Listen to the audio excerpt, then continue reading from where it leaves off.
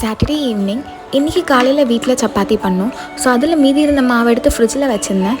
அதனால் இன்றைக்கி நைட் டின்னருக்கு அந்த மீதி உள்ள மாவுலேயே ஏதாச்சும் பண்ணலான்னு டிசைட் பண்ணிட்டேன். ஸோ வீட்லேயே எப்படி ஓல் வீட் பாஸ்தா பண்ணலான்னு பார்க்கலாமா வாங்க. ஸோ அதுக்கு ஃபர்ஸ்ட் சப்பாத்தி மாவை நம்ம நல்லா சப்பாத்தி திரட்டுற மாதிரி பெருசாக திரட்டிக்கலாம். அண்ட் இப்போது இதில் நம்மளுக்கு நிறைய ரவுண்ட்ஸ் வேணும். ஸோ நான் இதில் ரவுண்ட் போடுறதுக்கு மசாலா ஜாரில் இருக்கிற அந்த மூடி எடுத்துக்கிட்டேன். ஸோ அந்த ரவுண்ட்ஸ் போட்டதுக்கப்புறம் மீதி இருக்கிற மாவை நம்ம இப்படி எடுக்கலாம். இதுதான் எனக்கு இந்த ப்ராசஸ்லேயே ரொம்ப பிடிச்சது. பிகாஸ் இது ரொம்ப ஃபன்னாக இருக்கும் பண்ணுறதுக்கு. அண்ட் இப்போது இந்த குட்டி ரவுண்டை நம்ம ப்ரெஸ் பண்ணி அதை ஒரு டிசைனுக்கு கொண்டு வரலாம். இது பார்க்கவே ரொம்ப க்யூட்டாக இருக்கும். ஸோ இந்த மாதிரி நம்ம இருக்கிற எல்லா மாவையும் நம்ம பண்ணி எடுத்துடலாம். எவ்வளோ க்யூட்டாக இருக்குல்ல. ஸோ இப்போ ஒரு பாத்திரத்தில் தண்ணி சேர்த்துட்டு அதில் உப்பு எண்ணெய் விட்டு அது ஒரு மாதிரி கொதிக்கிற மாதிரி வரும்போது அதில் நம்ம பண்ணி வச்சுருந்த பாஸ்தாவை ஆட் பண்ணலாம்.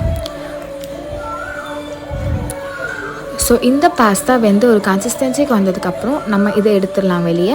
இப்போ பாஸ்தாவுக்கு தேவையான வெஜ்ஜீஸ் கட் பண்ணலாமா. ஸோ இதுக்கு தேவையானது onion, chilli and tomato. And எனக்கு லாஸ்ட்டில் ஆட் பண்ணும்போது தான் கேப்சிகம் போடணும்னு தோணுச்சு. ஸோ லாஸ்ட்டாக நான் கேப்சிகமும் ஆட் பண்ணேன். ஒரு கடாயில் எண்ணெய் விட்டு கடுகு கருவேப்பிலை போட்டு தாளிச்சிடலாம். ஸோ எனக்கு எண்ணெய் ரொம்ப சூடானனால கருகிடுச்சு. ஸோ நீங்கள் பார்த்து உடனே ஆனியன் ஆட் பண்ணிவிடுங்க. ஸோ இப்போது இதில் 1 ஸ்பூன் ஜிஞ்சர் கார்லிக் பேஸ்ட் போட்டு அது நல்லா கோல்டன் கலரில் வந்ததுக்கப்புறம் சில்லி, கேப்சிகம் அண்ட் டொமேட்டோ சேர்த்துடலாம். இப்போ இதுக்கான மசாலாஸ்க்கு ஃபர்ஸ்ட் உப்பு சேர்த்து அது நல்லா மிக்ஸ் பண்ணிட்டு அதில் மஞ்சத்தூள், chilli powder, garam masala, pepper சேர்த்து நல்லா மிக்ஸ் பண்ணிக்கலாம். ஸோ இது நல்லா வெந்ததுக்கப்புறம் இதுக்கு நடுவில் ஒரு 2 முட்டையை நம்ம உடச்சி ஊற்றலாம்.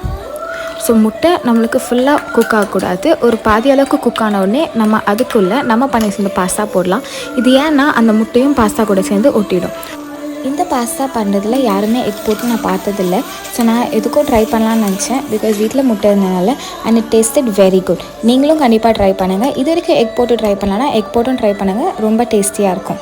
இந்த வீடியோ பிடிச்சிருந்துச்சுன்னா மறக்காமல் என்னோடய சேனலுக்கு சப்ஸ்கிரைப் பண்ணுங்கள். தேங்க்யூ.